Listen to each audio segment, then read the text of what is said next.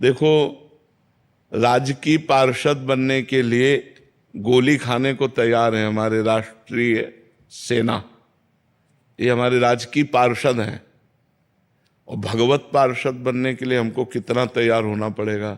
जो अखिल कोटि ब्रह्मांडों के मालिक हैं, उनके हम पर्सनल दास हैं।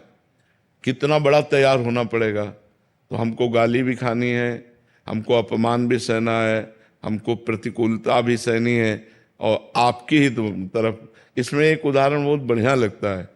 जैसे छोटा बच्चा है ना, घुटनों के बल चलता है, और कोई उससे गलती हो जाए या कुछ भी, और माँ उसके थप्पड़ मारे, तो माँ के ही चिपकेगा वो, कहीं नहीं जाएगा वो।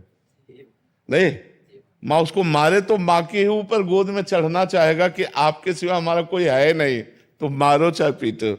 ऐसा ही भगत होना चाहिए कि गुरु या इष्ट के प्रति वो प्रतिकूलता भी दे तो उन्हीं की तरफ बढ़ना चाहिए, उनसे पीठ नहीं होनी चाहिए, उन्हीं की तरफ बढ़ना चाहिए। जैसे छोटे बच्चे को माँ मारती है ना, तो माँ के ही हृदय से लगना चाहता है, क्योंकि जानता है कि माँ, वो दूसरी तरफ नहीं जाएगा। माँ मारेगी और झिटकेगी दूर की तरफ, लेकिन वो माँ के ही गले लगना चाहेगा, क्योंकि उसको एक ही आश्रय पता है, माँ है।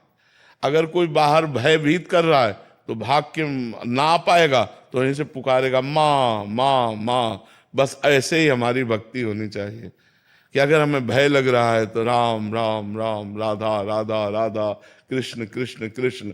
और अगर हमको प्रभु ही भय दे रहे तो हम प्रभु की तरफ ही भागे, दूसरा कोई उपाय नहीं बचने का, दूसरा कोई नहीं बचा सकता। भय उनसे मिला तो निर्भय भी वही करेंगे, उन्हीं की तरफ भागे। हे नाथ, आप ही बचाओ, आप ही हमारी रक्षा करो।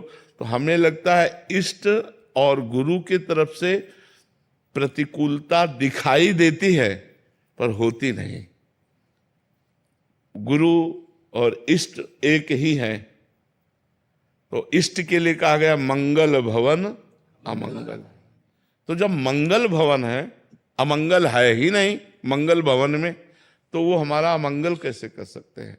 तो हमें ऐसे रहना है। बहुत कठिन, फिर भी कह रहे है बहुत कठिन, क्योंकि अनुकूलता में तो लगता है भगवान की कृपा है, सब अनुकूल चल रहा है तो लगता है भगवान की कृपा है। लेकिन सब प्रतिकूल हो जाए तब ये बोलो कि भगवान की बड़ी कृपा है, ये बड़ी बात होगी। जब सब छिन जाए और फिर भी बोलो कि भगवान की बड़ी कृपा है, तो तुम भगवत पार्षद हो। और वो देखते हैं, दे के भी देखते हैं और लेके भी देखते हैं।